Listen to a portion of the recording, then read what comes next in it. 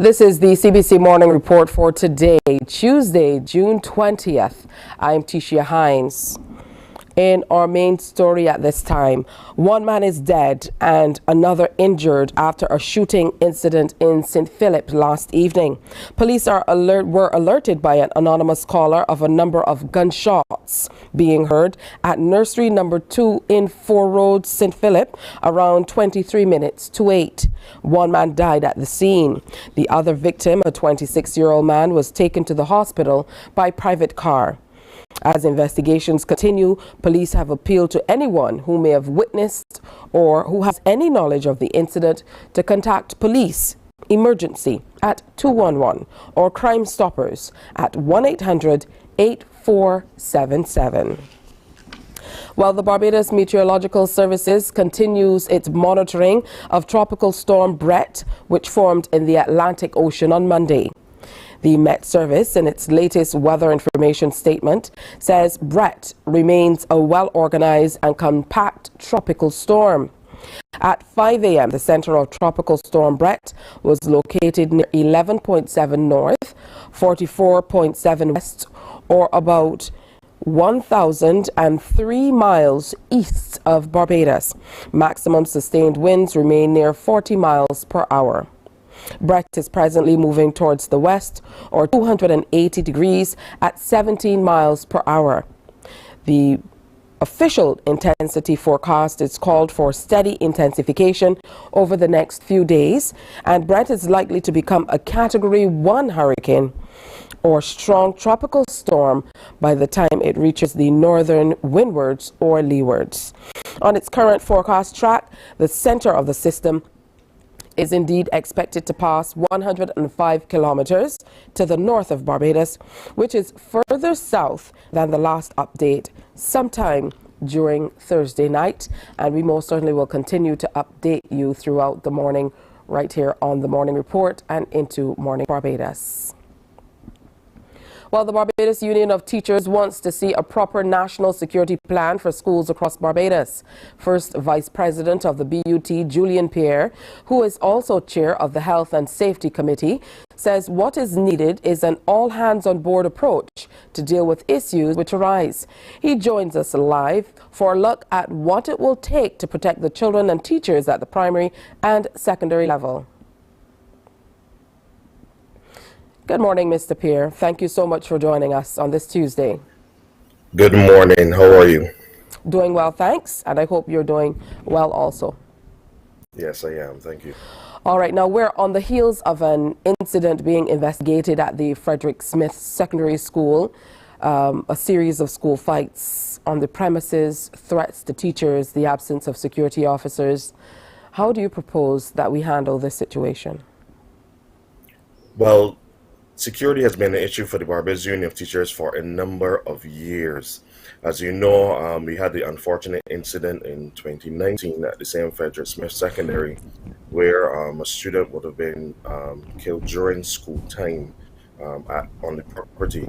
Now, we have asked up to a report last week for government to intervene where we have all the stakeholders in education as well as security. I mean, we speak about national security, to let us have a sit down, let us discuss certain things regarding violence in schools. And we also have to look at the beginning. And when I say the beginning, we look at the source of why we would have violence in schools. We have to take it to the community. We have called for social services to be revamped. And when we say revamped, we really have to look at it. Years ago, social services would have gone into communities, speak to persons. Obviously, we know there is a link between the socio-economic level of some persons, and we know that their turn into crime has a relation to poverty. So we want a proactive approach as to how we deal with this before we even get into the schools. But definitely security in schools is needed. We have over 40 schools that we have asked for particular security to be at, because there have been incidents at those schools, primary and secondary, over the years, which are of concern to us. We would say that there are more security guards in government buildings and at schools where it is needed. And this is something that we really want addressed at the national level. There being challenges at multiple schools, but we tend to see a lot of these incidents at some schools more than others. And likewise, we tend to see parent-teachers associations more active at some schools than others. What role do you see that parent-teachers associations can play right now to assist with this grave security issue that we're experiencing? As our President, Brother Rule, would have mentioned in a report yesterday, parents have to see the role as a stakeholder as well. And I mentioned tackling the issue from the beginning and the social services. Now, when a child leaves the hospital, it goes home to the parent and is there with the parent for a number of years before it is of school age. Everything that goes into a child growing up from infancy right up to adulthood, the parent is the person, or the parents are the persons who are the ones who instill certain values within them. Yes, by the best, when they get to school, they will have other values instilled in them by teachers, which is not only academic, but the parents have to understand their role. Parent teachers associations are important because parents need to understand we are working together for the child. The children are the future of the nation. They're the ones who would be in someone would be in my position when they become an adult. Someone would be in your position, teacher, when they become an adult. We need to work together for the greater good of all of our children and the greater good of the nation in the future. So we're kindly asking for those who know that they only go to PTA meetings at the first year of the child entering the school and the final year, to go to them in between. Some parents only choose to go to class level meetings, but parent teacher association meetings are very important, and we need everyone on board to play their part in making sure that discipline of children is enforced where necessary, and obviously the guidance of children as they grow up, as they mature, as they're exposed to different types of information. We know how the internet is nowadays. Everything is on the internet, and I'm hoping that parents don't leave things like the internet to train and guide their children, and they're still instilling firm values in them. In the last few days, we've also heard about a sexual assault of a female student on school premises. It was reported in the media and corroborated by ministry officials. And as we move around from school to school, we can see that many of the schools don't necessarily have a full fence around the school where you can say that they're fully secure. So are there any other physical steps which can be taken to secure some of these schools? Because, as I mentioned, you notice that some of them have several entry points that can't necessarily be policed. Yes, that is part of the issue. One thing we have, and I can give my school for example, I am at St. Bernard's Primary. Now we have what is called a community pasture. So a community pasture means there's no fencing around the pasture itself, which is basically next to the school. So we have the pasture, we have the pavilion, and we have the hard court. Now this is where the community does all of their sporting activities. Not having fencing, persons pass through every day, walking across the pasture. I'm a physical education teacher. During my classes, you will see persons walk past, walk through, if you will, and it is something that the Ministry of Education said they cannot prevent based on the fact that it is, their community areas and the land does not necessarily belong to the schools. Now, there are schools that have complained that during the day, there are persons who come, drive their vehicles onto the pasture, stop, they eat lunch. Obviously, depending on where the school is located, there have been incidents of violence, persons running other persons with weapons, shootings, different things that everything's not reported in the news, but these are things that occur, and for some schools they occur almost daily. Every week there is something going on relating to some kind of abuse in schools or around the property of schools. You know that with our safety and health scheme, we are looking at emergency drills and emergency procedures. Now, some of these same pastors would be the assembly point if something happens within the school for persons to have to get out. but because it is basically a thoroughfare for the general public, that can pose a problem at times. Do you think that a plan can be put in place for the new school term to try to wrestle some of these issues we're having with security? I think a plan can be put in place. We are going on summer vacation now. I think this is the time now where we can put our ideas together, put our heads together to get some kind of draft in place. We know that in recent months there has been the education reform, and I think that security was mentioned, and it should be of high priority. Just as we look to improve the curriculum of the island, we look to improve, how education occurs, how instruction occurs on the island. Security is a big part, so we definitely need that sit down, those talks, town hall meetings, whatever you want to call them, that we can have all the support from all persons, because we understand security is key just as well as education is key. And we need to reduce the number of incidents, because as we know, there is no separation between school and the wider society. And there are many persons who uptake a criminal career, so to speak. And when we look at the trends, it starts from a very young age. So we're trying to mitigate the chances of those. Obviously, we want a society where there's less crime, persons feel easier to move around, feel easier to live, and they don't have to look over their shoulder when they go certain places. And this recent spate of crime is of concern to us. And sadly to say, when we look and we speak to teachers, some of them said, there's certain schools that those persons would have attended, especially for secondary school, and it is something that is of grave concern to us. First Vice President of the Barbados Union of Teachers, Julian Pierre, who is also Chair of the Health and Safety Committee, we'd like to thank you for sharing with us this morning. Thank you, Tisha.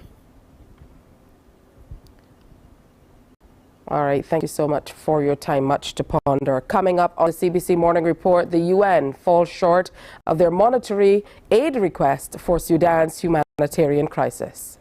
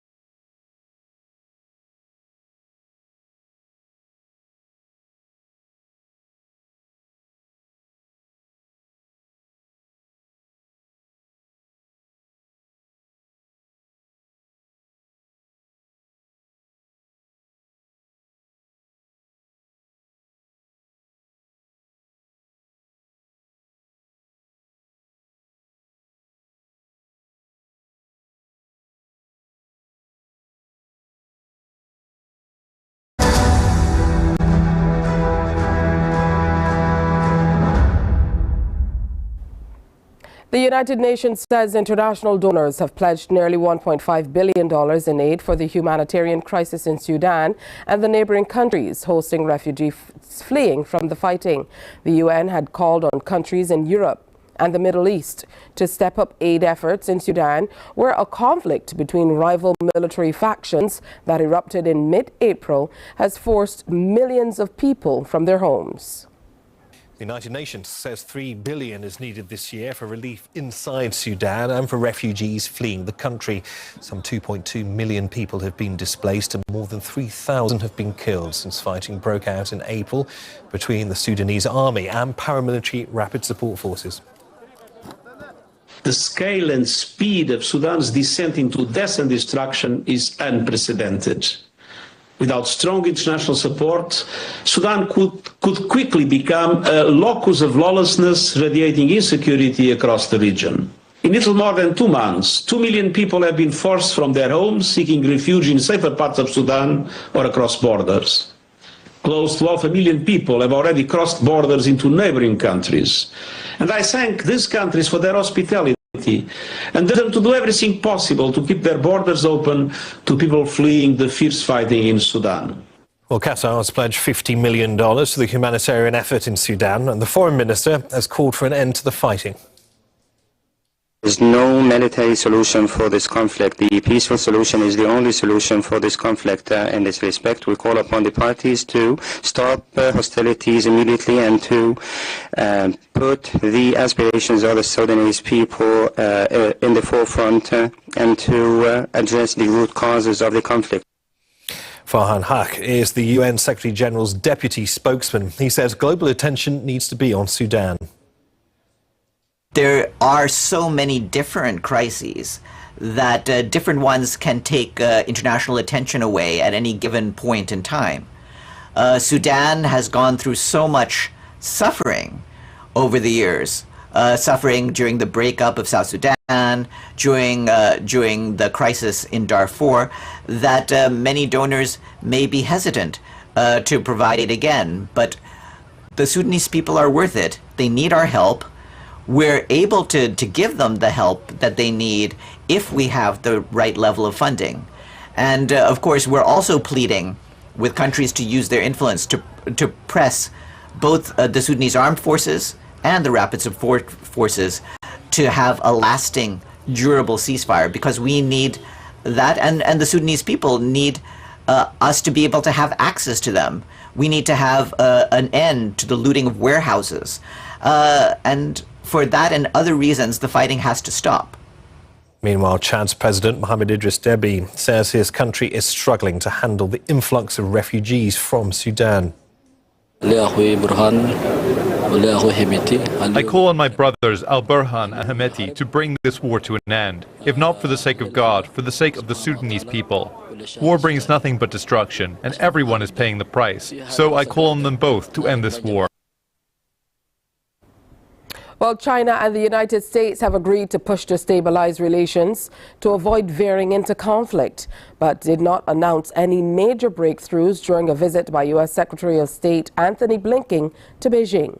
A roughly 30-minute meeting with Chinese President Xi Jinping on Monday was Blinken's final engagement on the closely watched trip. America's top diplomat met President Xi Jinping during a visit that Beijing hopes will reverse what it described as the downward spiral in ties. Antony Blinken is the first U.S. Secretary of State to meet the Chinese leader in 5 years. I hope that through this visit, you'll make more positive contributions to stabilizing U.S.-China relations. China described the relations between Washington and Beijing as reaching an all-time low. In a media conference, Blinken said positive problem-solving steps were taken, though progress would take time. My hope and expectation is we will have better communications, better engagement going forward. That's certainly not going to solve every problem between us, far from it.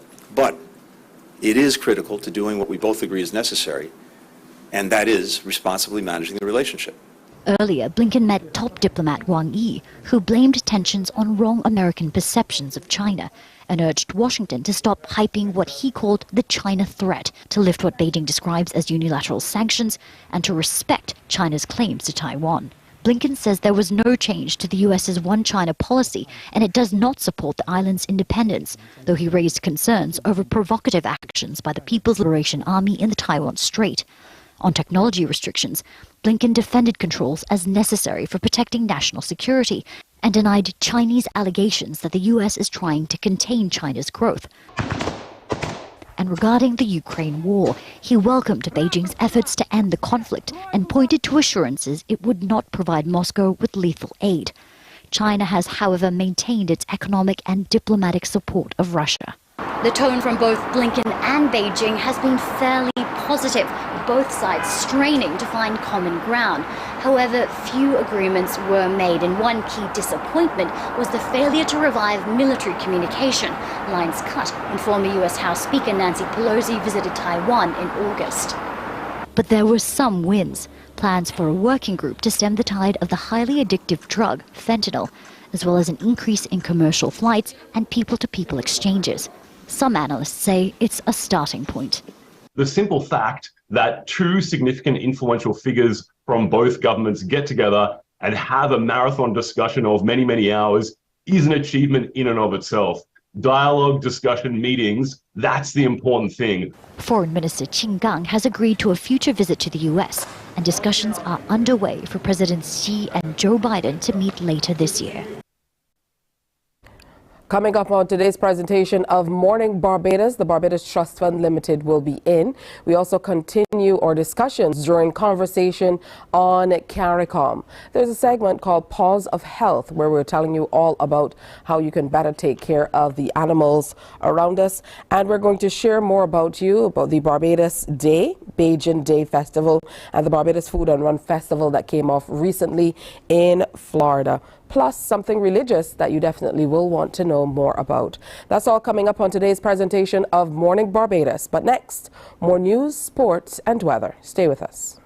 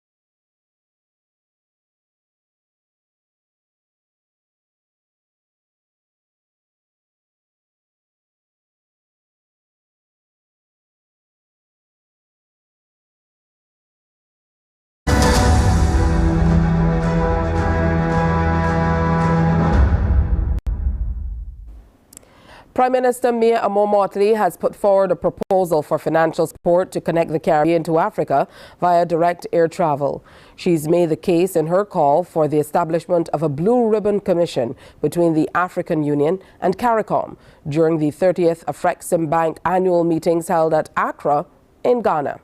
Ms. Motley is urging financial institutions like Afrexim Bank and those in the Caribbean to support this mission of connectivity. She told a packed meeting of political and business leaders in Africa that she expects the mission will create new economic opportunities beyond compare on both sides of the Atlantic.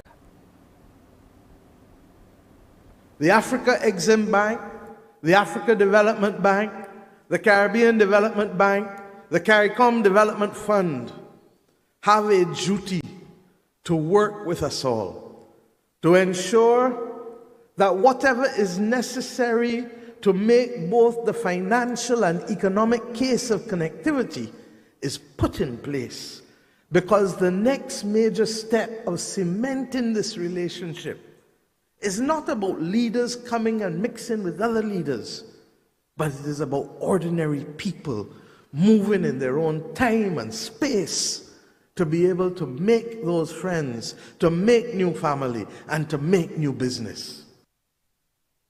Prime Minister Motley has also urged African leaders to consider a greater level of functional cooperation and investment in a number of other critical areas. These include the procurement and manufacture of pharmaceuticals and provision of tourism services, among other things. And it must now also, as it did in the area of the African Medical Supplies Platform, continue where pooled procurement is critical, both to access difficult provisions or equipment where our orders, as I said, are simply too small, and to guarantee better pricing that we cannot do as market takers and not as market shapers. The Prime Minister also expressed concern about visa restrictions affecting tourism from Africa, and she's calling for the issues to be given urgent attention. In the case of Barbados, we currently home port cruise ships and take people from the United Kingdom every week in the winter season to cruise the Caribbean. And when you ask those in Africa, why aren't we seeing more people? There is a problem of the transit visas in the North Atlantic countries. If we allow the denial of visas to our people in the North Atlantic countries to define how we can trade, then we truly deserve whatever comes to us. In sports, the first team title for the 2023 National Senior Games has been decided. Spooners Hill Firebirds completely outplayed CO Williams Rangers to win the Masters netball competition. Playing at the netball stadium in Waterford, the Firebirds flew away with the victory by a 16-goal margin. CBC's Damien Best has more. Netball Stadium, the venue for this Masters showdown between CO Williams Rangers and Spooners Hill Firebirds in the Red Bibs. The Firebirds roll back the years with some real high energy, up-tempo netball. Goal attacks, Kerry-Ann Brathwaite and Colleen Griffith supported goal shooter Lydia Bishop well. Brathwaite with 5 goals from 10 attempts, Griffith netting 3 from 8. Rangers with possession now. Quick feed into Heather Bell, lines up the shot and drills it. The Firebirds built up a handy cushion 8-1 in the first quarter as Rangers' defense seemed out to sea, not finding a way to thwart this free-flowing offense. Change of ends. Bishop was using that long reach and height advantage to good effect. Not going to miss from that range. She scored 24 goals from 35 attempts. Still has the Midas touch. Just when it looked like Rangers were getting into rhythm, the Firebirds extended their goal margin. Quick reposition from Bishop. Knocks down another one. 14-6 at halftime then. The goal defense could only try to put a body on Bishop, but there was no aerial challenge. Bishop was using solid footwork to get under the pole. The rest is history. Rangers had a few shining moments, but they were not as consistent. Firebirds intercepted by the center. And after a couple passes, goal attack, Cheryl Steele sinks it. Missed 7 of 11 attempts. The supporters loving it. Rangers still down though by 12. 11-22 to end the third quarter. Skip ahead late in the fourth. Rangers attempting to make the scoreline reflect a decent finals effort. Off the miss from Heather Bell. Steele cleans it up. However, it was just too much to haul in the Firebirds. Bishop in the kitchen and cooking. In the end, Spooners Hill Firebirds speeding to a comfortable 32-16 victory over CO Williams Rangers, the National Senior Games Masters champions, lifting the trophy. Well played indeed. It's time now to take a look at today's weather. The barometric pressure stands at 1014.2 millibars. Air temperature 27.3 degrees. The relative humidity stands at 80% and the winds are coming out of the east at 13 kilometers per hour. Present weather, partly cloudy. Sea conditions here in Barbados for today, smooth to moderate in open water with swells peaking at 1.5 meters and increasing. Here's a look at how your tides roll in today. And general forecast, a mix of sunshine and clouds with a few brief scattered light to moderate showers. Into the evening, you can expect much of the same. The occasional brief scattered light to moderate showers later today as well.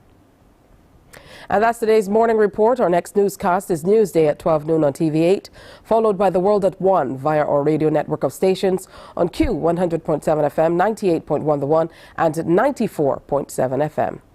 That's the morning report. Up next, Morning Barbados. Morning, morning, morning.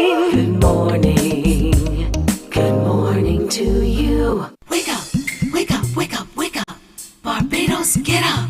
Good morning.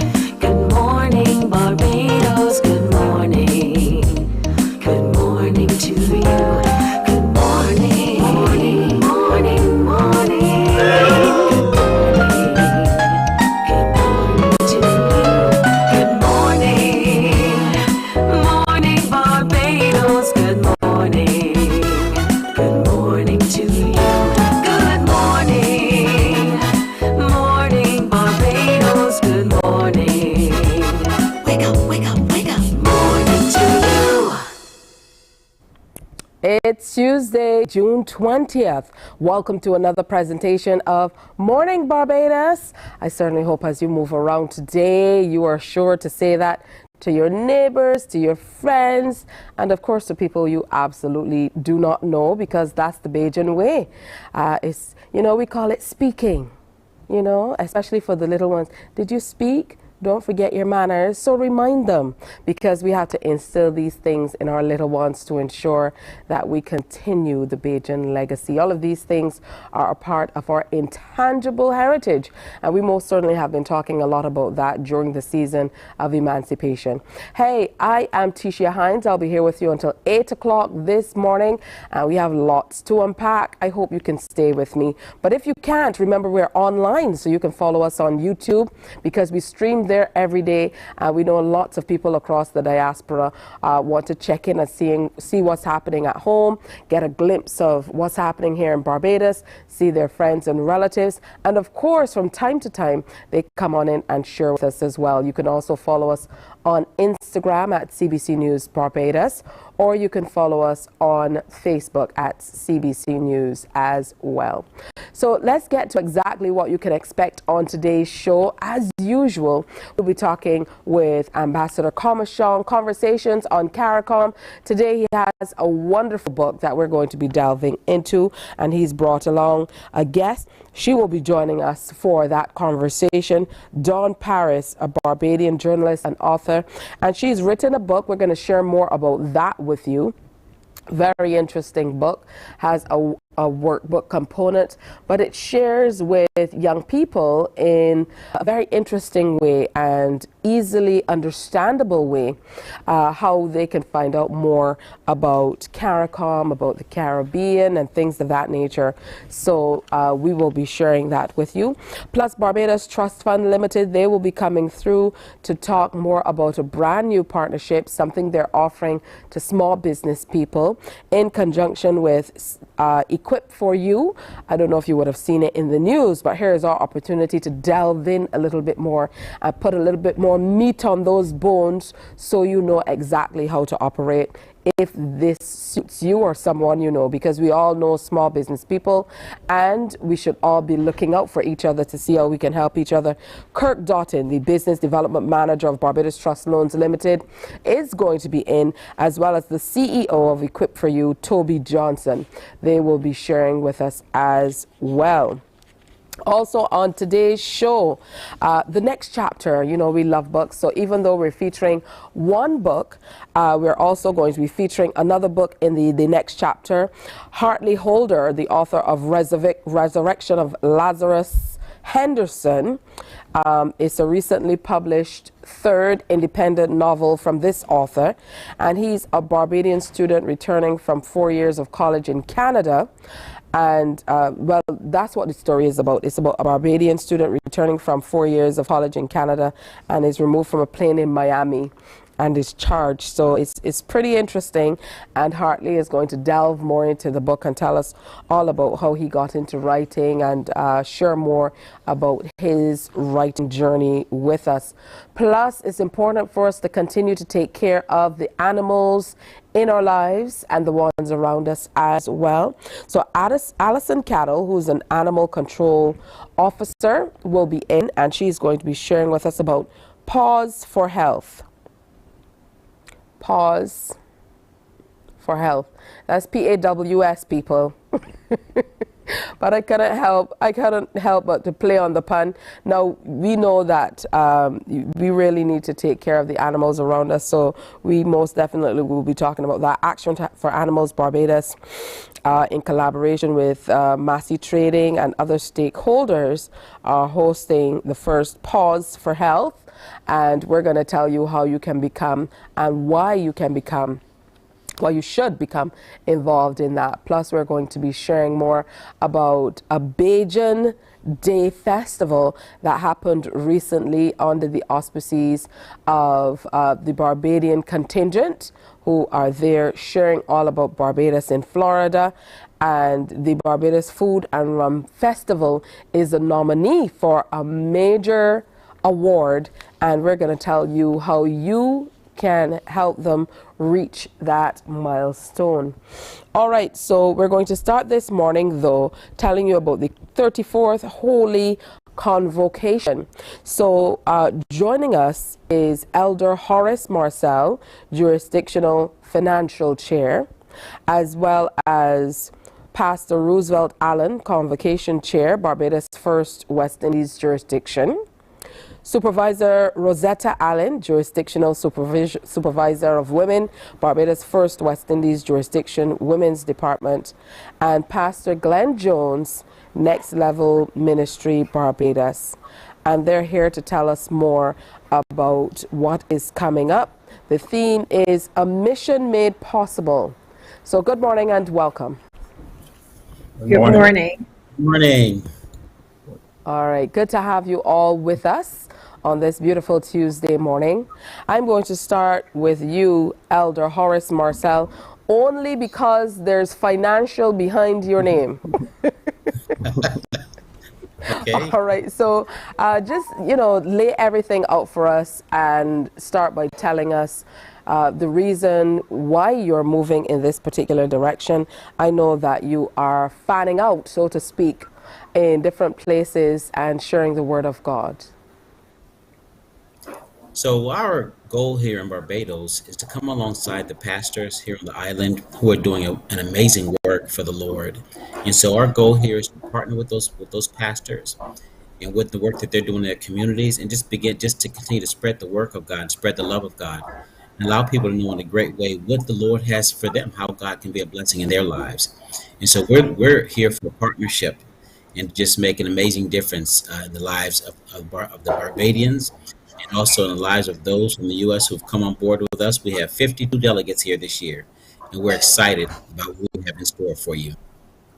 All right, Pastor Roosevelt Allen and Supervisor Rosetta Allen, the two of you share a box. So I will go to you next to talk to us about what's happening here on the ground in Barbados.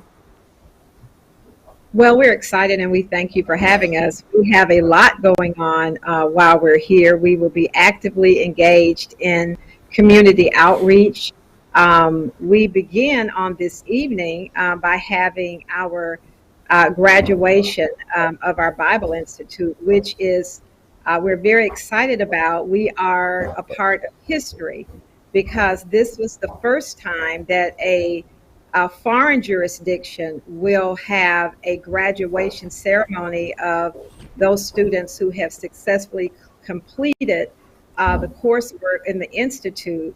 And the country of choice is here in Barbados. So Barbados will be making history as the first foreign jurisdiction that will host the graduation for the C.H. Mason Bible Institute. And so that happens tonight? Tonight at 7 o'clock p.m. And then we begin our worship services on tomorrow. Pastor Johnny Samuel of Husbandman Pentecostal Church of God in Christ will be our guest speaker, who will be coming and breaking the bread of life with God's people and all those who hear. And then that will be followed with our next service, which will be on Thursday. Pastor Ricardo Skeet will be our speaker.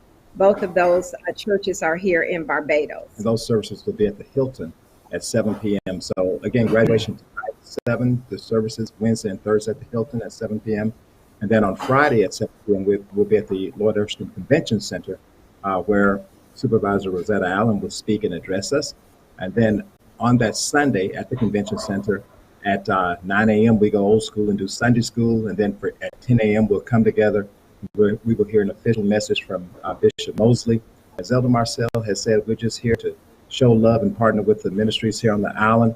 Jesus came not only that we could have church and gather, but that we would have life and life more abundantly.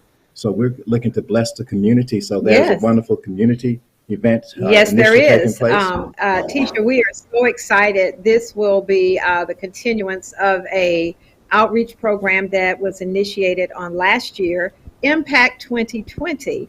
And on Thursday, we will be visiting 24 organizations here in Barbados, and we will be showing forth godly love by taking just a plethora of needs that have been expressed.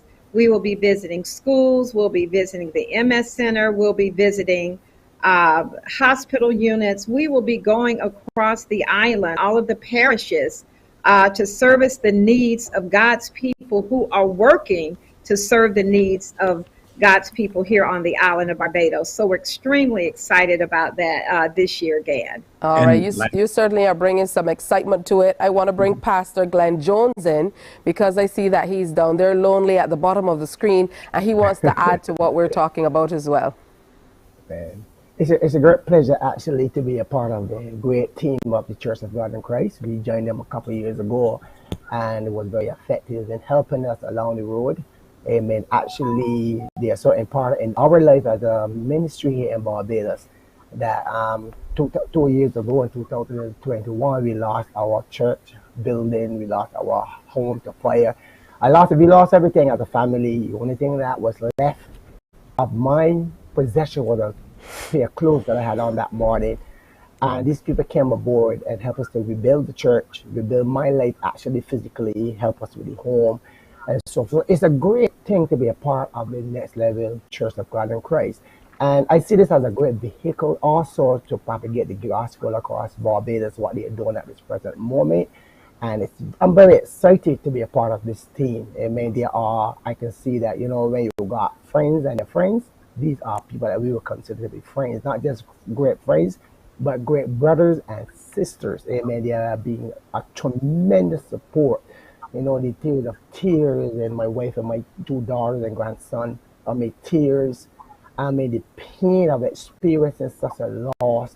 These people helped me to ride through this time, helped me to deal with the pain that I was in. It was not just physical pain, Tisha, it was mental pain. It had the ability to crush me, to take me to the mental institution. But because of these people, and because of the God that I serve, I'm still here to talk to you this morning, Tisha. It was an experience into this world. But we thank God this morning that I'm still here to help impact the life of other people that is around me in Barbados. This is the vehicle that we are looking to use to keep this gospel going. Not that other people haven't tried and we are part of this team going ahead, but this particular convention is amazing. It was there last year. It is there this year again. And I'm just asking people to be a part of it. It is tremendous, Tisha, what the Lord is doing right now in the life of people. So I just share that. I know a lot of people lost their homes and so forth, and a lot of them are not able to get back up and really function. So I'm I'm back up and functioning, and I'm encouraging people to get back up and function. So I want to give God thanks and praise for this vehicle that we are using to get God people and get the word of God out there. So thank God this morning for you, Tisha. Amen. And that's Amen. A really wonderful testimony to start, a really great way to start our Tuesday morning. With giving thanks. This is truly the personification of what we expect when we talk about scriptures like being your brother's keeper and just, looking out for each other. And that's what fellowship is truly about. Now, I know you will indeed be moving around the island, and you hinted at it, but there are specific locations that you're going to be at that I want to reinforce as we get ready to close up. So you're going to be moving across the island. There will be different locations. There will be different speakers as well, and we know that different speakers, with their various messages, they speak to people in all types of ways. So this by no means means that you should only or can only attend one session, but there certainly are quite a few. Are you in a position, Elder Horace, to tell us more about the locations? I'll let you defer to whomever you believe can share the information with us. Yes, ma'am. So we will be here at the Hilton Barbados on tonight, Tuesday, Wednesday, and Thursday. Friday we'll be at the Sandiford Conference Center, and also Sunday we'll be at the Sandiford Conference Center. And we encourage people to come out and participate, because when, as Pastor Jones shared, how we come and support one another, putting on an event like this, a conference of this magnitude, it's as you know, it takes a lot of resources, but it takes people coming together and working together and sharing and loving one another. But that also includes being present. And so Tuesday, Wednesday, Thursday, 7 p.m.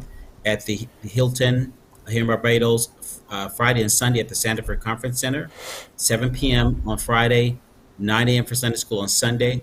And then if anyone wants to participate in our missions projects, you can reach out to us. And we will be going on Thursday to those different locations around the city. And we'll also be doing some outreach to our youth as well. And we can share more about that when those come out to service. So we look forward to seeing you there at the Hilton. Starting tonight, this graduation is going to be amazing.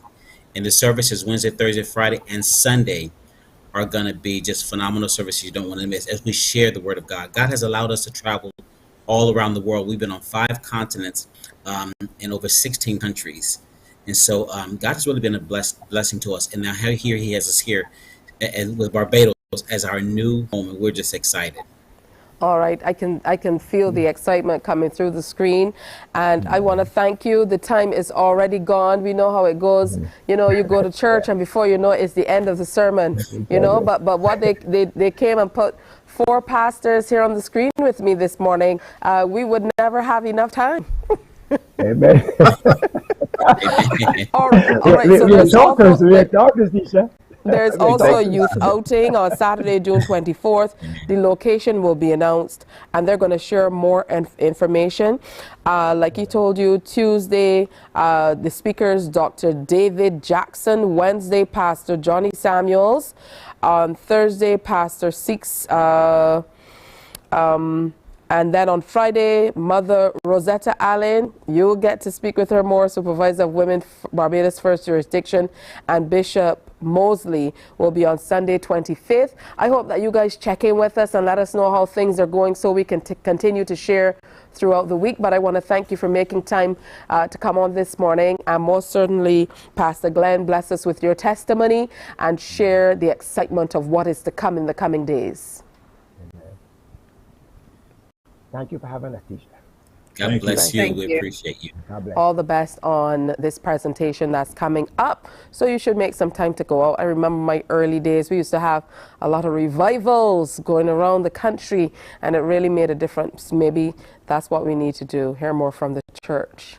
We're going to take a break, and when we come back is conversations on CARICOM. We're looking at the Odyssey. The Prime Minister is moving around sharing some very important messages. We're going to tell you about a CARICOM book. It's called I and CARICOM, and the ambassador is going to update us on the latest on what's happening with CARICOM. Stay with us.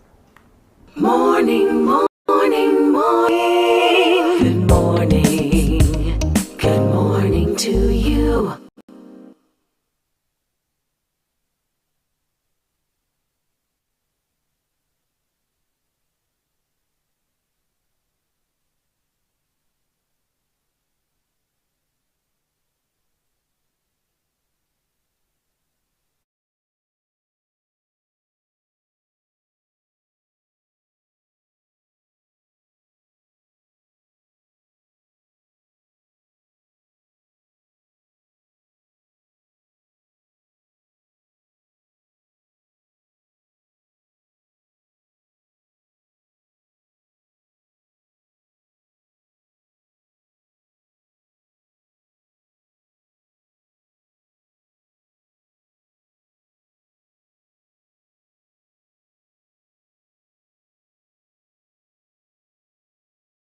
Morning, morning, morning. Good morning.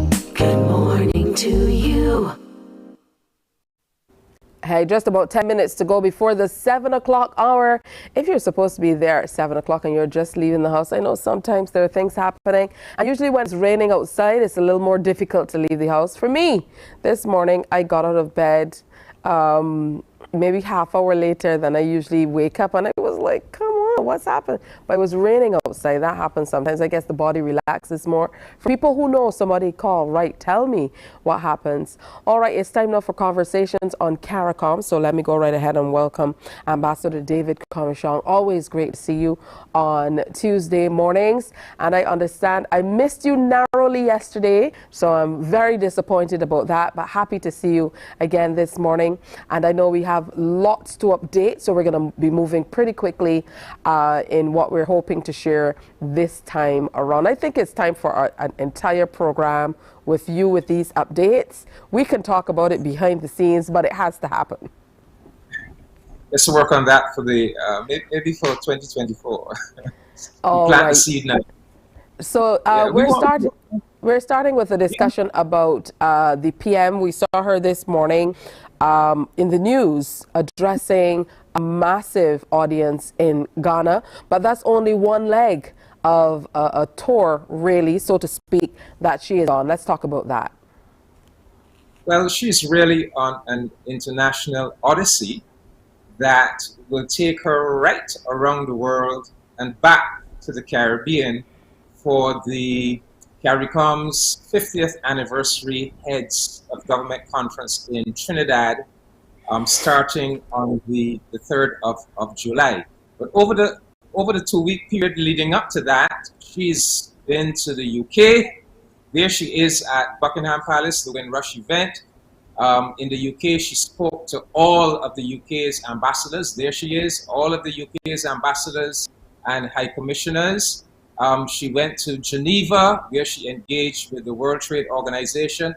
There she is at UNCTAD in Geneva, planning for a global supplies, big global supplies conference in Barbados next year. She's now in Ghana, where she addressed the African Export-Import Bank annual general meeting. Then she's off to Paris, where she and President Macron of France will host the global summit on a new global financial pact. That is really the Bridgetown Initiative.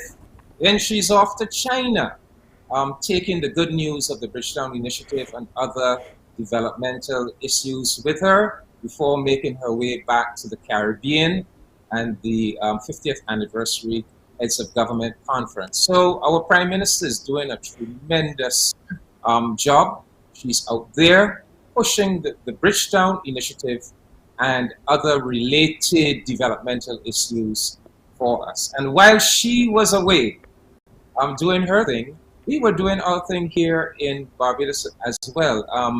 On Friday of last week, we kicked off our Barbadian celebration of the 50th anniversary of CARICOM. And we kicked it off in a very special way. We had a book launch at the Bay Primary School, and the Ministry of Foreign Affairs has collaborated with Barbadian journalist Dawn Paris to produce a beautiful children's pictorial novel. I have it here. It's called I Am CARICOM. I'm showing off mine as well. Yes.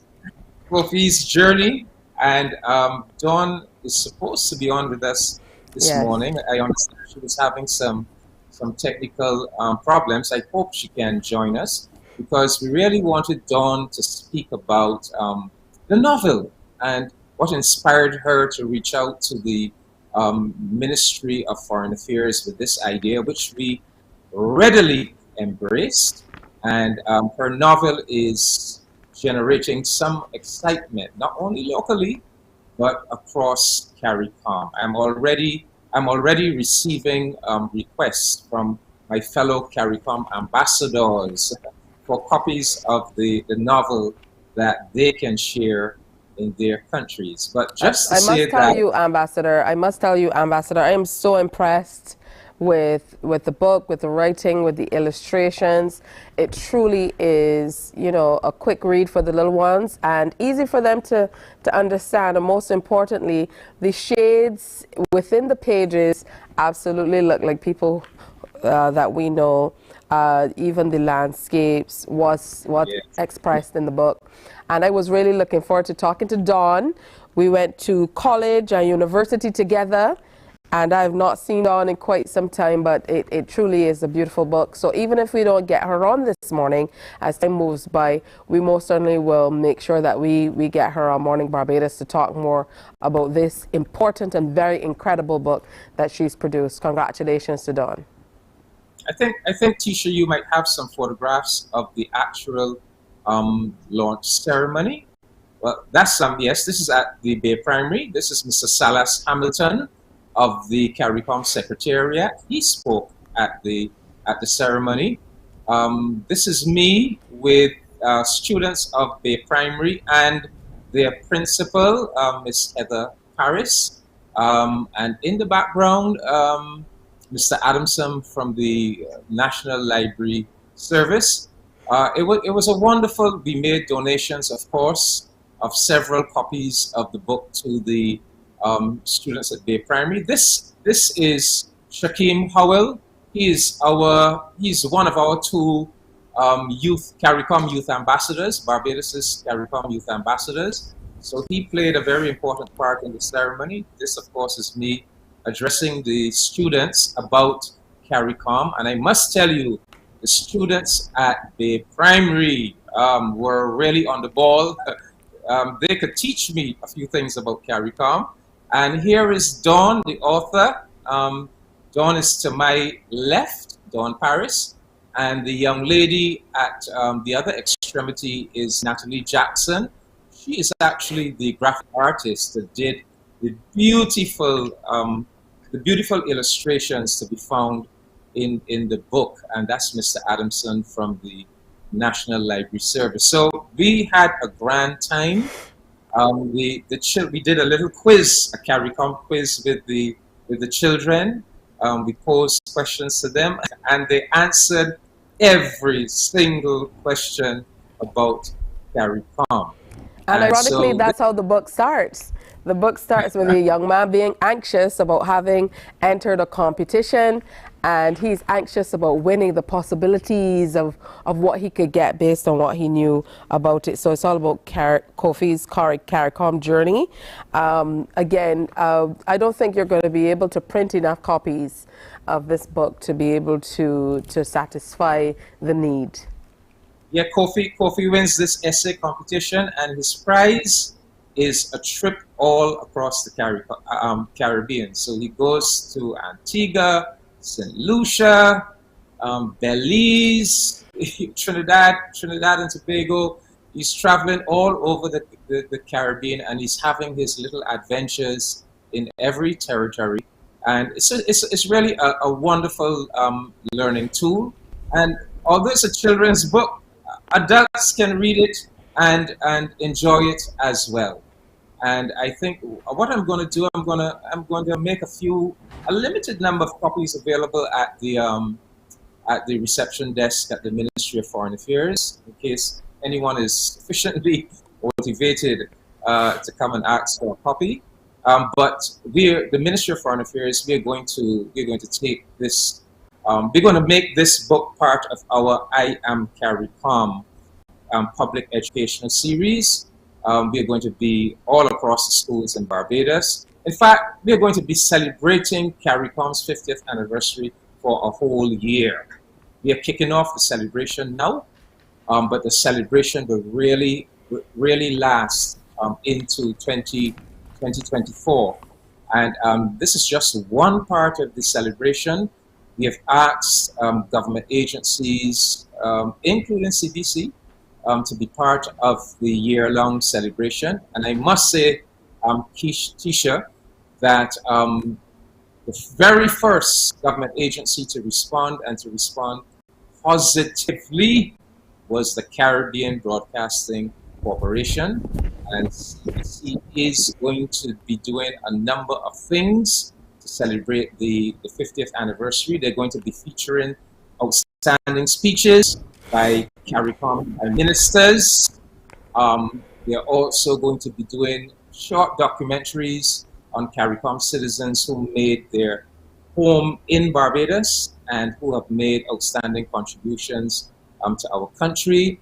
CBC is also going to be collating outstanding Caribbean integration songs, and you know we have many such songs over the years. I mean, a classic one would be Black Stallions, The Caribbean Man, and those songs are going to be featured on CBC's playlist right through the year of commemoration. And similarly, we expect the NCF, the Prime Minister's Office, the Division of Culture, the Government Information Service.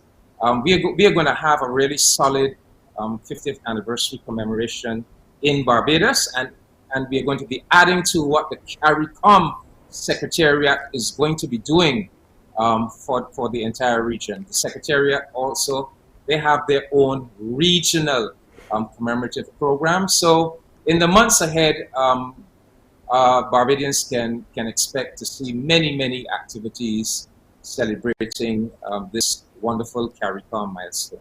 This is absolutely true. I want to thank you for coming through as always. We definitely need to share more because we can definitely claim that Barbados is kind of the CARICOM hub.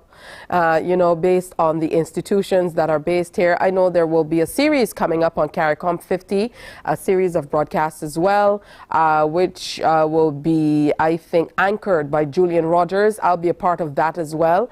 So there definitely is a lot happening across the region as we celebrate CARICOM 50 and the agencies all across the Caribbean, but most certainly the ones here, CDB, Caribbean Export, the Office of Trade Negotiations, etc., etc.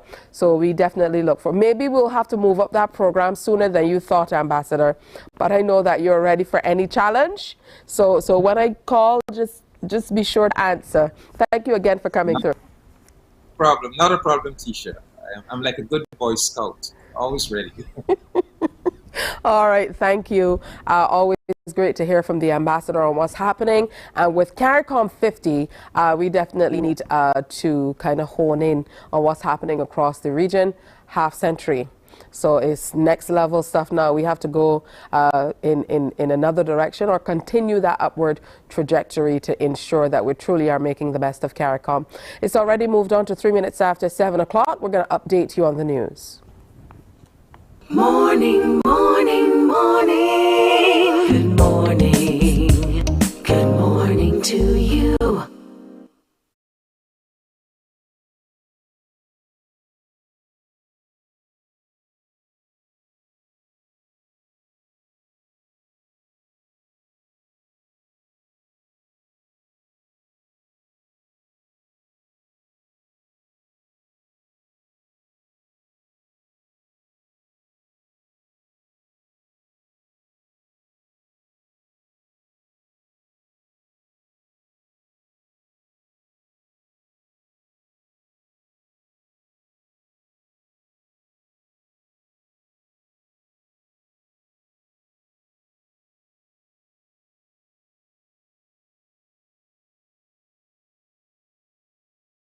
Morning, morning, morning. Good morning.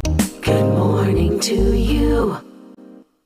It's 4.5 minutes after 7 o'clock. It's time now for an update of the news. The Barbados Police Service is investigating a deadly shooting last night that claimed the life of one man and left another injured. One man died at the scene at nursery number 2, 4 Road, St. Philip, around 7:30 in the evening. He was later identified by family members as 20-year-old Nkobi Lavia of Cox Hill Church Village, also in St. Philip. The Barbados Police Service was alerted about the shooting by an anonymous caller of a number of gunshots being heard in the area. It was further revealed that the deceased and the injured man were in a motor car in the area when they were confronted by a number of men. After the melee had ceased, the victims were discovered. Police Communications and Public Affairs Officer Inspector Rodney Innes revealed the other victim, a 26-year-old, was taken to the hospital by private car. Inspector Innes is appealing to anyone who may have witnessed or has information of the incident to contact police emergency at 211 or Crime Stoppers at 1-800-8477.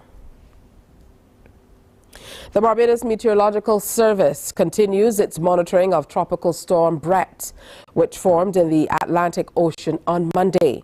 The Met Service, its latest weather information statement, says Brett remains a well-organized and compact tropical storm. At 5 a.m., the center of Tropical Storm Brett was located near 11.7 north, 44.7 west, or about 1,003 miles east of Barbados.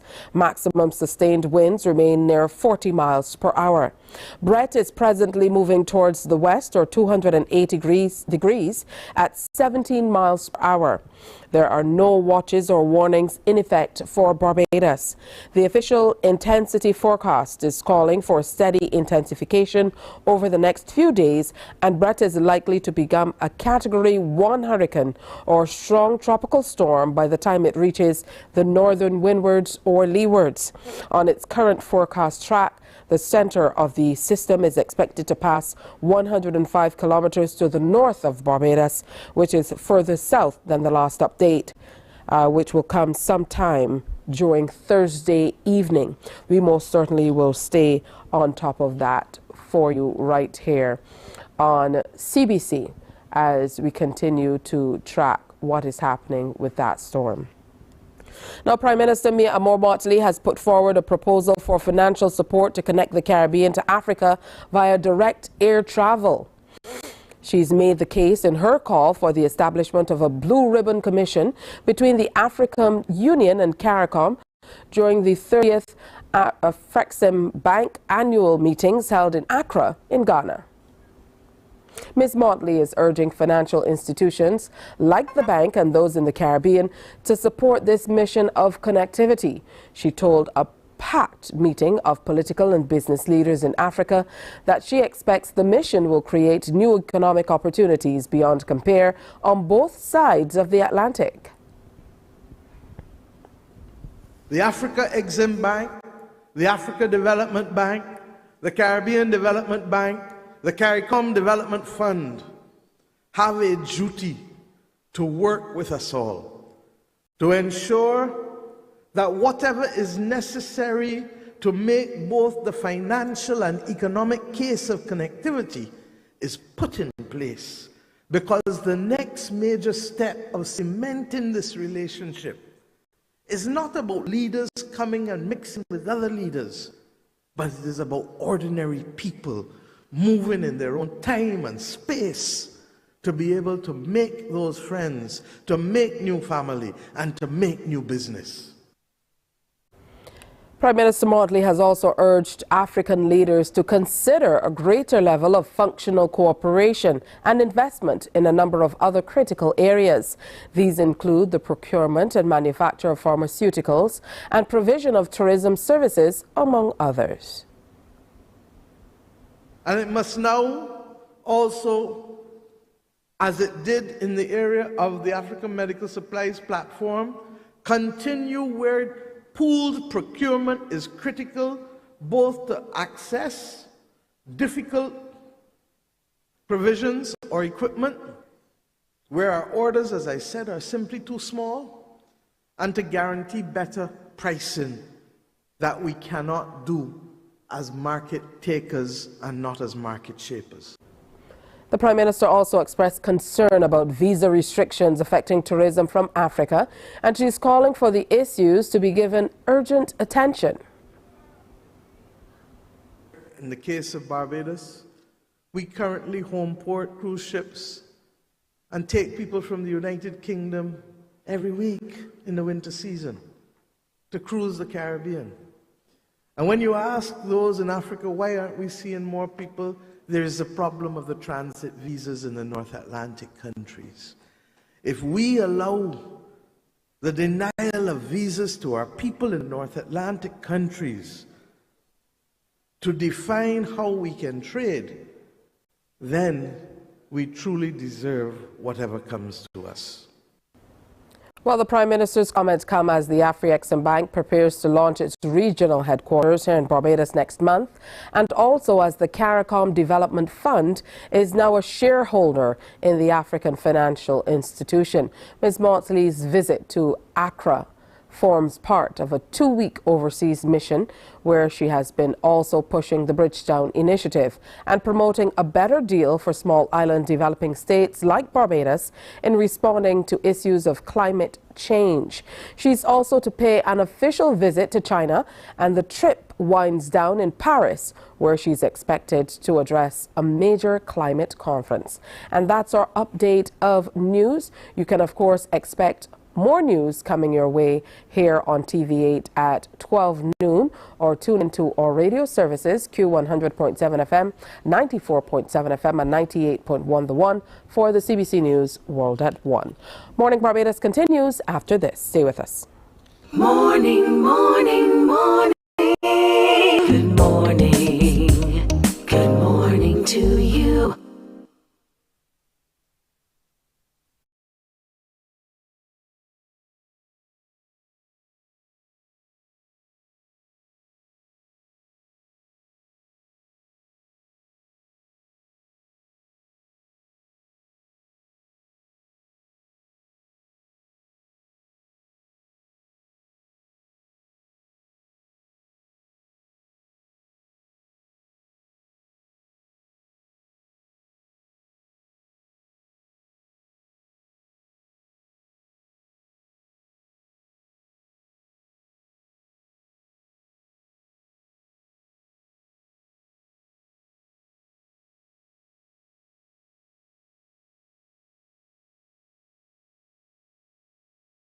Morning, morning, morning. Good morning. Good morning to you. Good morning to you indeed. Now, the Barbados Trust Fund Limited and the private sector entity Equip for You will soon be rolling out a new community-based project, Be Your Own Boss, and it's primarily aimed at a particular segment of society, those who were recently retrenched in the ash cleanup program and several other small programs coming out of the pandemic, and of course the ash fall. But it definitely is open across the board. So let's say good morning and welcome Kirk Doughton, who is Business Development Manager with Barbados Trust Fund Limited, and Toby Johnson, CEO of Equip for You. Good morning and welcome to Morning Barbados. Hi, good morning, Tisha. Wonderful. Hi, good morning, Tisha. Good morning, all. Morning Barbados. I hope everyone's having a good morning this morning.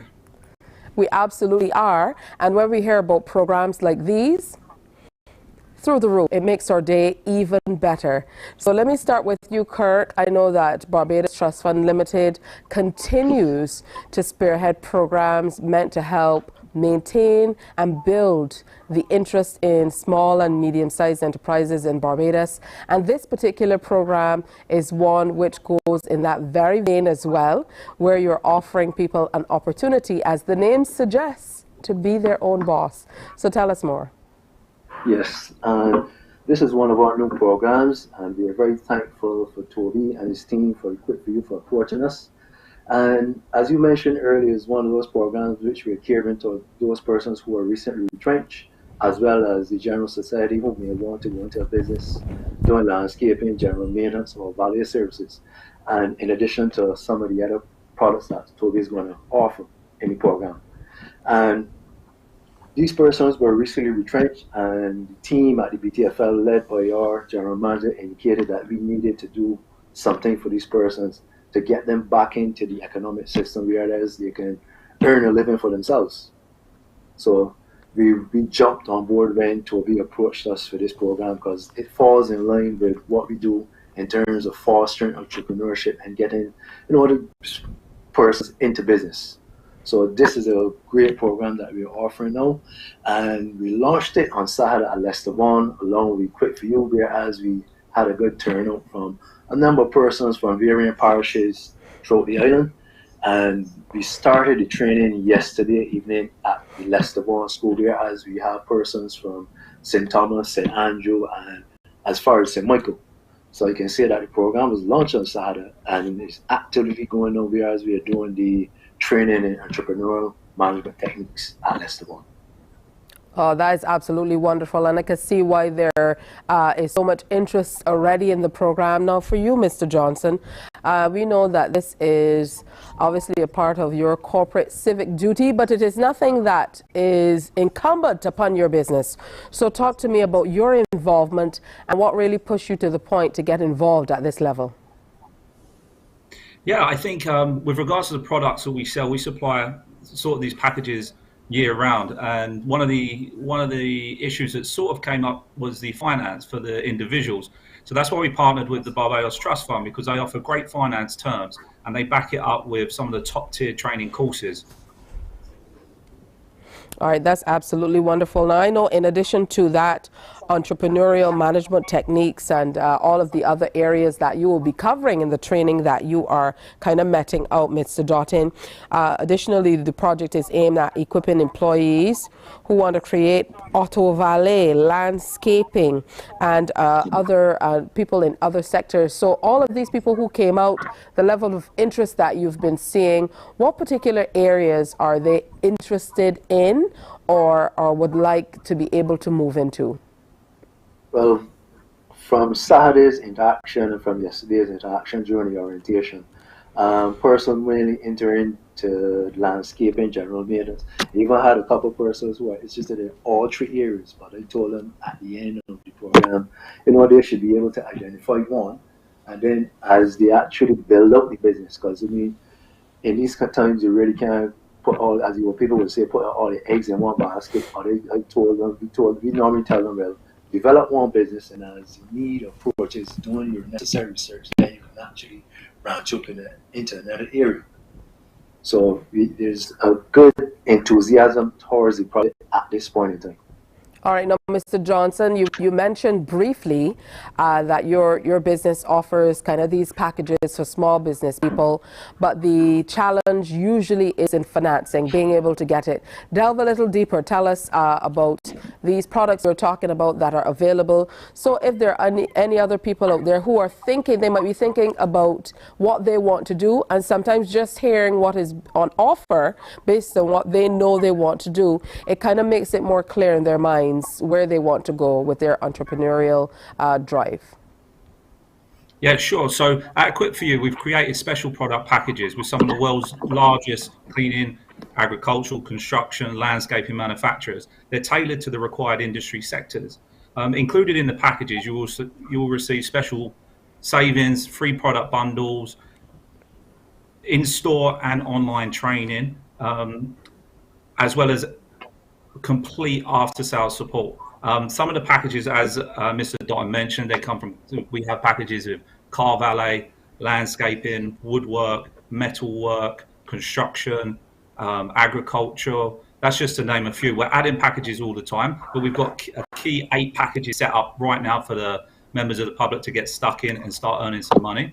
You can visit our website, which is equipforyou.com, or visit the Barbados Trust Fund website, or you can also come into either of our locations in Jackson or Wildy to find out any further information. Another wonderful part of this initiative is that you're really trying to build on and foster the thinking of, the entire cluster concept, which really is sharing with small business people the benefits of working together, the benefits of moving toward cooperative societies, whether literally or figuratively. Let's talk about that. Yes, and my colleague, she was on last week, she spoke about our cooperative, which we created. That is the direction we want to go with most of the business sectors within the portfolio. Try to encourage them informally if we can start from a cluster perspective. But we actually started a cooperative from our manifest program, and that is actually evolving and is being built out at this point in time. And similarly, we want to do it with most of the sectors in the portfolio. Whereas, and as we would have explained during the orientation on Saturday, whereas if we can have some of these persons cluster and eventually form a cooperative, whereas they can come together and offer their services to the general public. Now, they may start out with limited equipment, and they may have jobs within the community or throughout the island of Barbados, but there comes a time where as the business, we want to get them to the point where as the business develop, have them working together, put them in a cooperative where they can bid on contracts, for instance, within the public sector. And for example, a lot of schools need maintaining, pastures, and then you have some government buildings, and then also with the private sector, being able to come together to bid on these contracts as a cooperative. Whereas from the singular point of view, you do not have the resources that you can actually undertake these programs on with yourself, so you can come together as a cooperative to bid for these contracts. So there's the drive with the trust funds, trying to get persons, and as you pointed out earlier this morning in your introduction, trying to get persons to work together and to look out for one another in business. That's right. This truly is what empowerment is all about, to be able to move from a place where you are employed to where you can take care of yourself and work with others and move your business to a different level, as we would see it. You also say that you're working on bringing other businesses on board to offer business support, because it's important as people build out their small businesses that they get the necessary support they need, not only to provide money or monetary input, they get that seed funding or what have you, but it's very important for them to be able to have business relationships and a little bit of guidance so that they're able to sustain these businesses. So Mr. Johnson, I know that as we go along, based on what you offer, your business is one of those businesses that will be offering support as small business people or as individuals become entrepreneurs, become cooperative societies or business clusters, to be able to move to a place where the Barbados Trust Fund Limited wants, which is for them to be able to bid on these larger public or private sector bids that are available for businesses of these type.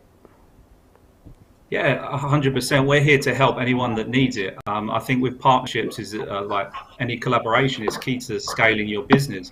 And there's many third parties that everyone can work together to succeed.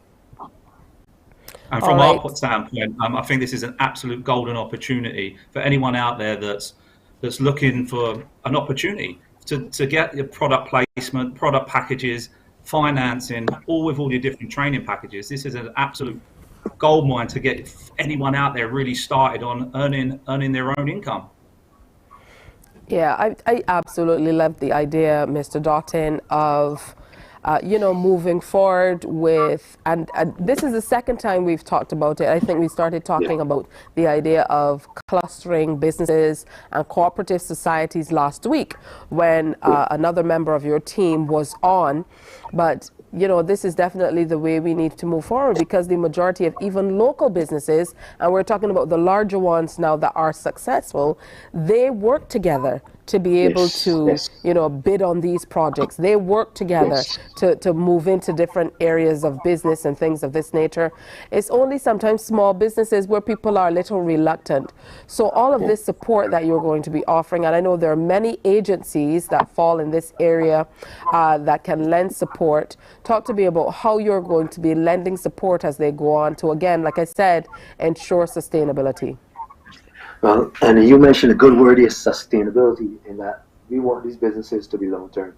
And as we pointed out, my boss pointed out to them in his speech on Saturday, the whole aspect of sustainability and attending the training and having the knowledge, really, you can move from an informal structure to a formal structure. And you come through the trust fund, and we're going to be we tend to hold hands even after the loan has been repaid. But we want to move persons from an informal structure of business into formality, whereas you can actually graduate to a credit union or even a commercial bank. And that, with the necessary training, the business development, and pulling from the resources of other stakeholders in the sector who have an interest in the SME sector, we are looking to develop these businesses onward to creating generational wealth, creating legacies amongst Black people in terms of transferring businesses from one generation to the next. So what I can say is what we're trying to do is like a paradigm shift. Yes, we are creating businesses, but that whole thing of generational wealth amongst black people, whereas we can move from businesses can move from one generation to the next. And that's what's lacking, kind of what you can see in amongst us. So the having persons, businesses structured, and structure is very important. Because even some, if you look at businesses, whether it be big businesses, they would have started on a small scale informally, but with the necessary structures that they would have put in place, pulled in the necessary resources, they would have actually developed. They have now developed into successful businesses that we can model off of. All right, and Mr. Johnson, I'd like to thank you so much. On behalf of the people who will be a part of this program and those who will become involved as a result of seeing what you have done as a business person at Equip for You to, to be able to empower the people whom you serve to get what they need and move forward and most certainly be their own boss, as the title suggests. So thank you both. Thank you, gentlemen, for coming on. And we wish you the best on the program. We most certainly hope that you will continue to share with us so we can share with our viewing audience of the wonderful things that are happening in this program. As we close up, I just must say it's very weird for me to call you Mr. Doughton Kirk as a former schoolmate. Yes, former schoolmate. Yes, good schoolmates also from that good school in the apartment. All right, well, you have a wonderful day today, and I wish you both the very best on this program. You too. Thanks, everyone. Thank you all, everyone. Thank you so much. Kirk Doughton, Business Development Manager with the Barbados Trust Fund Limited, and Toby Johnson, CEO of Equip for You. Again, it is be your own boss. Look into it. Don't just sit at home saying, I lost my work. There's nothing happening. There's nothing for me to do. I'm going to go outside and learn with the fellas. And no, there are opportunities that are available. So call and ask. And if you have questions, more questions about it, call and ask some more. We're going to take a break here. And when we come back, it's time for us to delve into the pages of a book as we bring you the next chapter. Morning, morning, morning. Good morning. Good morning to you.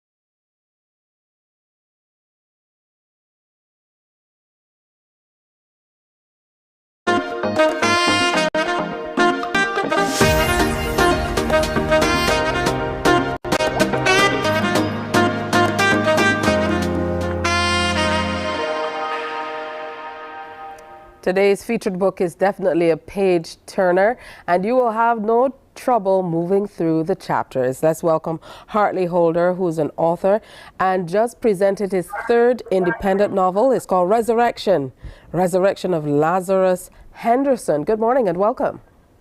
Good morning. Thank you for having me. How are you? All right. It's great to have you with us. I'm doing well. How are you? I'm very well. Thank you. All right. Now, your resume doesn't read like the type of person I would see here in this segment of the next chapter, telling me all about your third independent novel. So I am thoroughly impressed and equally as intrigued to find out a little bit more about you, the author, and then you, the goldsmith. The question has to be, was one of those novels, the two that preceded this one, was one of those novels about making jewelry or gold, or does gold play a starring role in your writing? Well, all of my books, there's always a goldsmith or a jeweler or something in the book. Yes, it always are. There always is, yes. All right, I saw that coming. This character, in terms of making jewelry and being creative, there's always an outlet for the jewelry part. Like you can't just, there's certain things that you can't make or certain ideas that you have that just doesn't work. So you just write, A lot of creatives do that, so I'm just one of them. All right. Wonderful. Now, let's talk about this third independent novel, which is an achievement in and of itself to be able to write 3 amazing books. But this one, the plot, you had me at the plot. So here you have a Barbadian student returning from 4 years of study in Canada. The student is removed from the plane. And it doesn't end there. They're convicted of heinous crimes, sentenced to death by lethal injection. And then, as we were saying, Bajan parlance, lo and behold, he come back. He come back from the dead to investigate what truly happened. So talk to me about this particular novel. Well, I think the character. He was so, he believed, at the end of the day, he is going to be, how shall we say, exonerated. And even all the way down the line, as these things happened to him, it was like, I don't care. I'm still going to, I'm going to survive this in his head. And what happened was, that's exactly what happened, The book definitely deals with trauma, and there are different types of trauma. And his character, he was raised by his grandparents and all that sort of thing. So he always had the grandparents thought he was quite unique, and the grandparents themselves are quite unique. So it was a no-brainer that he would get through this. But it's just getting to that point to survive all the various traumas and move on, But I've always written, by the way, even though I'm a goldsmith. I've written since I was 7, maybe 8. My first short story was How Mr. Denny's Pig Got Away. And from then, going to school in Barbados, and then when I moved to Canada, I always wrote, So it's not a how shall we say, like a huge leap.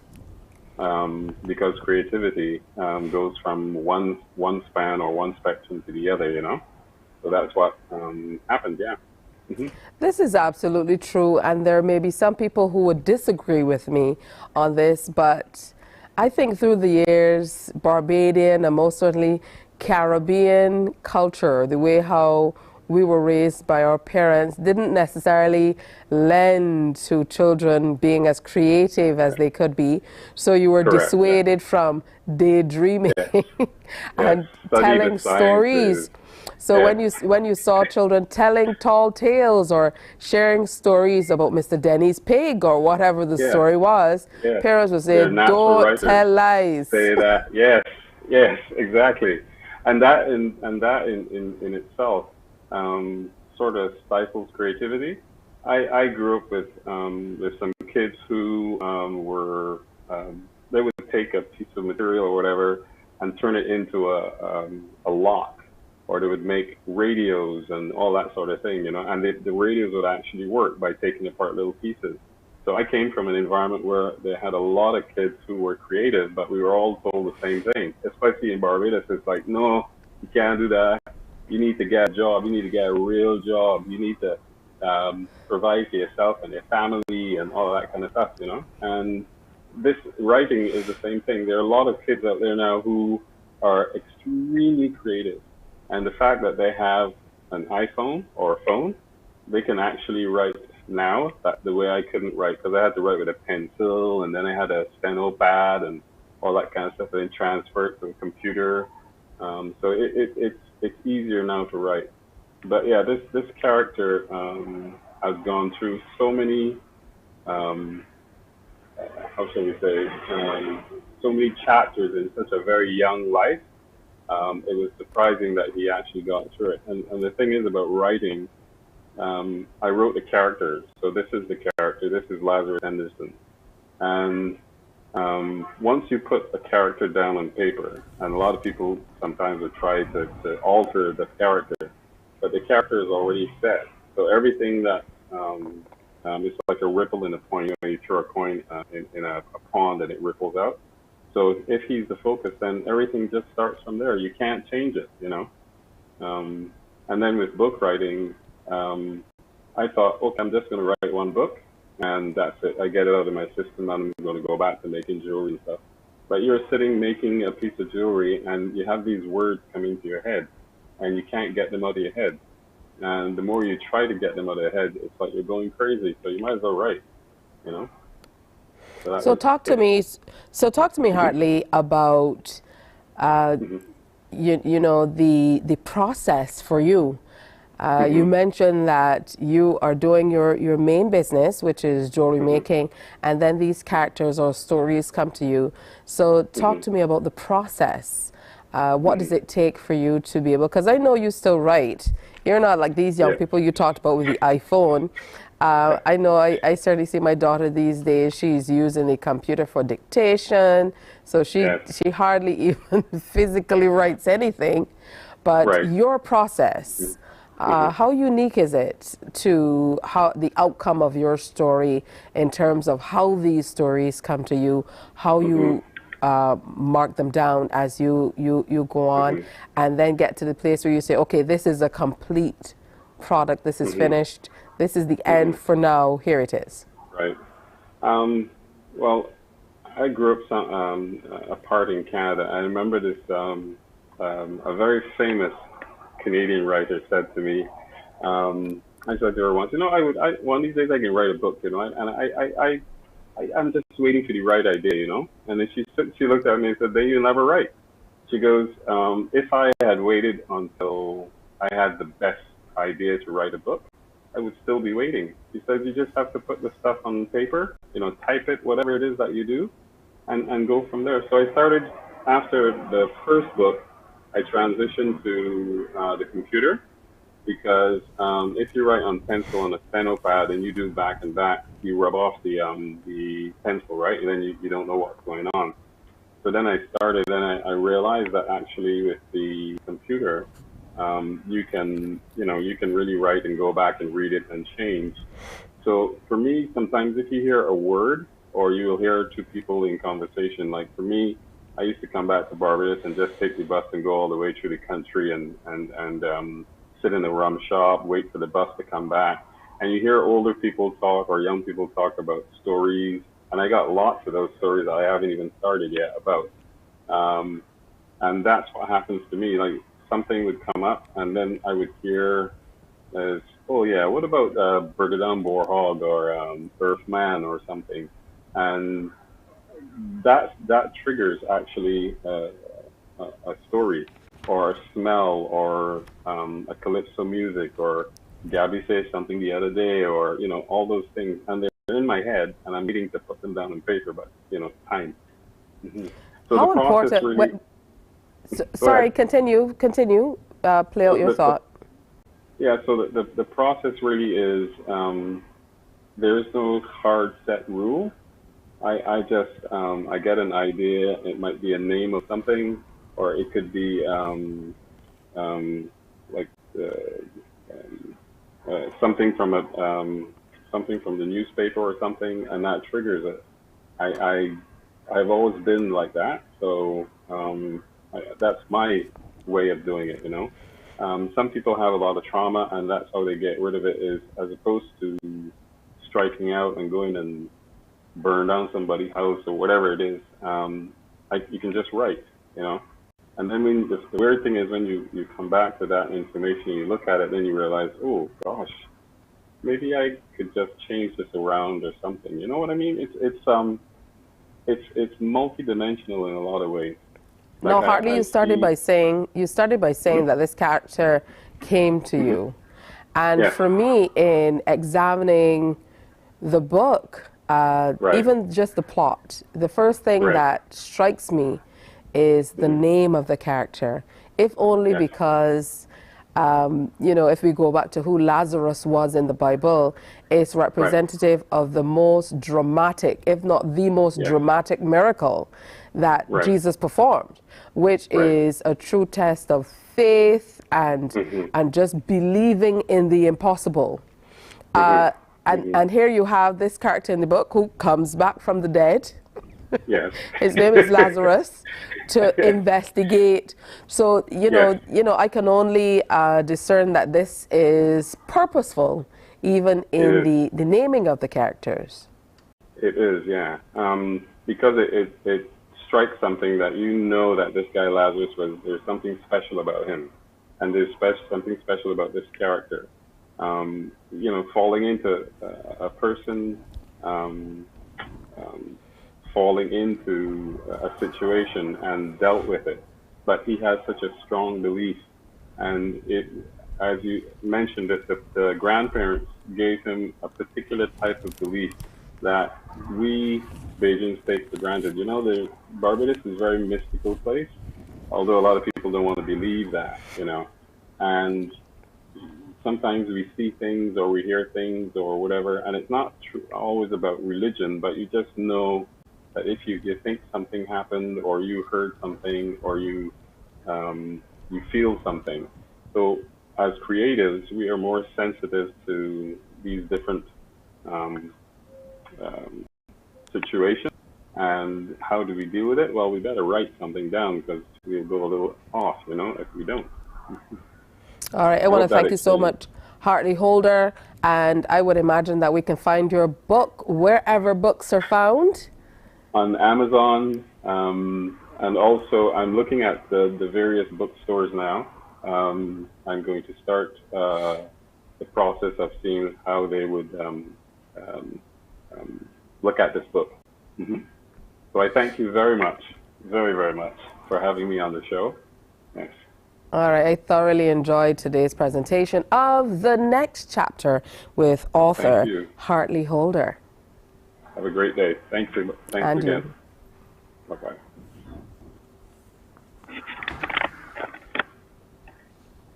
We'll be right back on Morning Barbados.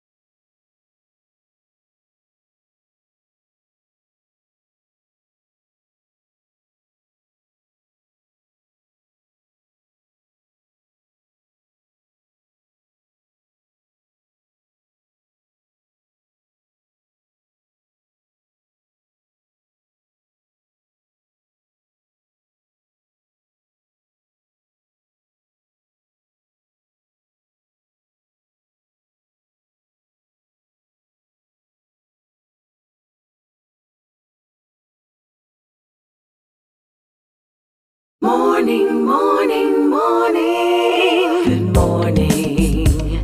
Good morning to you. 14 minutes now before 8 o'clock. It's time for us to take a pause for a very worthy cause and welcome Alison Caddo, who's Animal Control Officer, and she's here to tell us all about a big event coming up on June 24th, which is meant to raise awareness about a virus affecting dogs. So let's go ahead and say good morning and welcome to Alison. Hi, good morning, Tisha. And let me not miss out introducing Alison's little friend, Jem, who is also joining us on this morning show. So good morning to you, Jem. Jem is asleep. Jem, it's too early in the morning. That's why she's sleeping. All right, Alison, talk to us about this upcoming event. It's the first of its kind. It's titled Pause for Health, PAWS, Pause for Health. Correct. Pause for Health. Pause for Health was sponsored by Massey Trading Farm and Garden Store, which is located at the corner of Exmouth and Brandon's in St. Michael, aka the Mighty Griner Highway or Spring Garden Highway. So it's in collaboration with Animal Control Center, and we have special guests like AFAB, Ocean Acres, and those other shelters, which is affectionately known to CBC AFAB, Actions for Animal Barbados.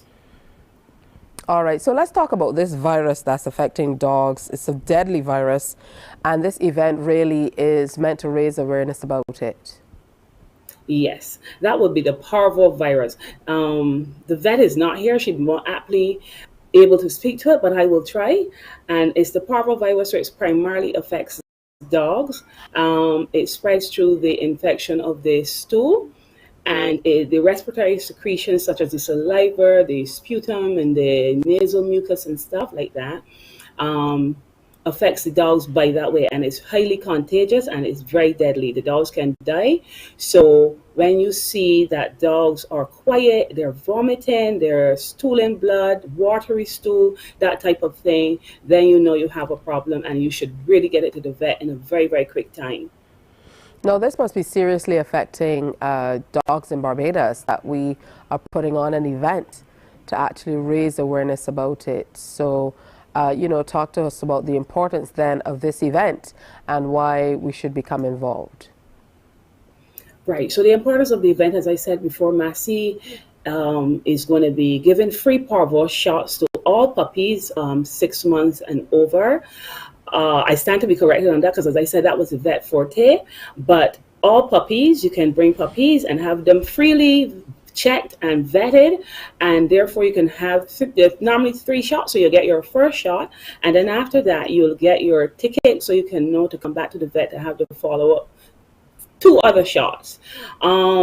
This is very important because we find that pups are not supposed to be on the ground. They're supposed to be isolated and stuff like that before they reach 6 months, before they're weaned, adequately weaned.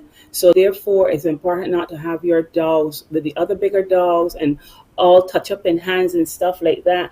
Unlike Jem, she has her shots already. Not all of them, but she has started the process. So as I said before, they should not be with the bigger dogs. They should not be on the soil and stuff like that. All right. I think it's a wonderful event for pet parents and pet owners. Some people don't want to be called pet parents, but I know there are many who do. So for pet parents, pet owners, I think it's a wonderful initiative because we often talk about these events where we encourage people to come out and have health checks. And, well, we don't need to get licensed, but this is an opportunity to license the dogs, to have the dogs checked up, to get their vaccinations, like you said. So it's very interesting. Let's talk about how the event will unfold, where it is. Is registration necessary? Can people just bring their pets and come on out? Yes, we're actually trying to manage the situation at Massey Farm and Garden. So we're asking 2 dogs per household. But as I said, if you have pups, bring them along. We wouldn't turn you back. So you have, along with the free vet checks and health checks for the dogs, you have dog licensing. That's my purview. So I'm the animal control officer, as you've said before. And what we will be doing there is licensing all dogs from 6 months and over, or even kennels. So kennel licensing is a little different from the actual individual licensing. And we'll also have dog trainers there to give advice. We'll have exhibits from other animal charities. Food and drinks will also be available, and so much more. Just come on down to Massey Farm and Garden store that's located at Brandon's Exmorph. That's on the Mighty Griner Highway at the corner in front of Mount Gay, for those who know where Mount Gay is. And it starts from 9 a.m. until 3 p.m. That's Saturday, the 24th of June, 9 a.m. to 3 p.m. Alison, why is it necessary to license your pet? Some people might be thinking, my pet is here on my property. You know, why should I license my pet?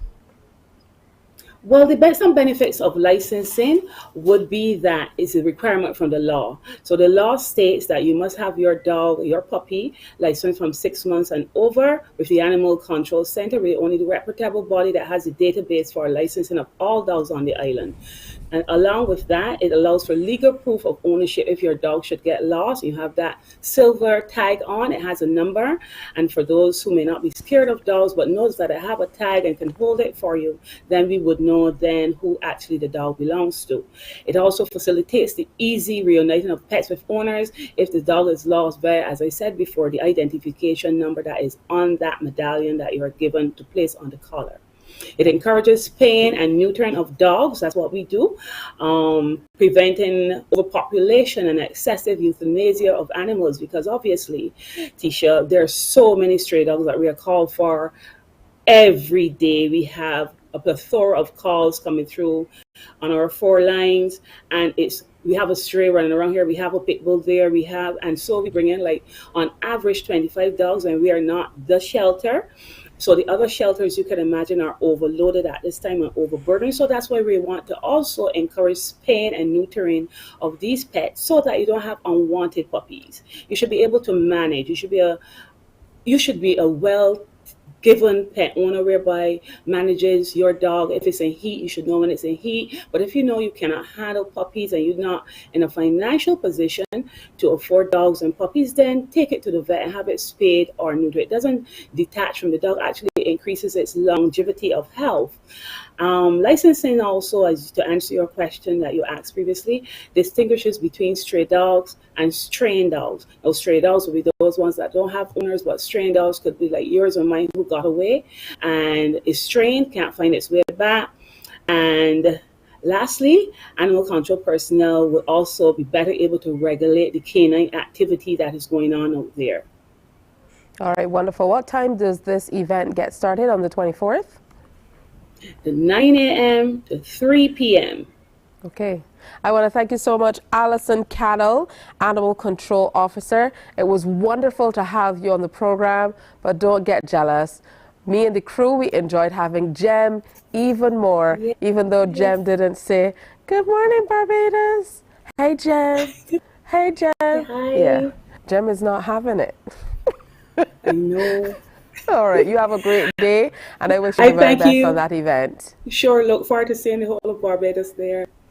Thank you, right. bye-bye. Wonderful, bye-bye. Coming up, we're going to take you to Florida and tell you about a wonderful Bajan Day festival celebration that happened recently and how you can make the Barbados Food and Rum Festival the best in the world. That's next. Morning, morning, morning. Good morning. Good morning to you.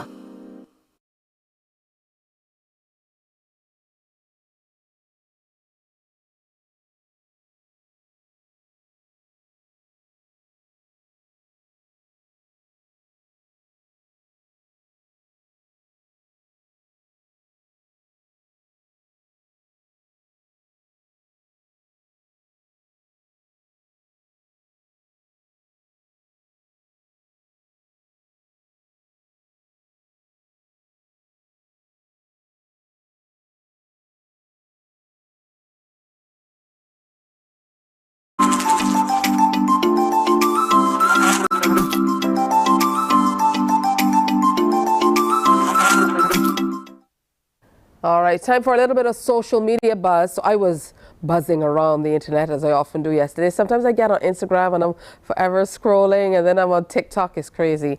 And of course, I'm sure you know about Beijing TikTok, right?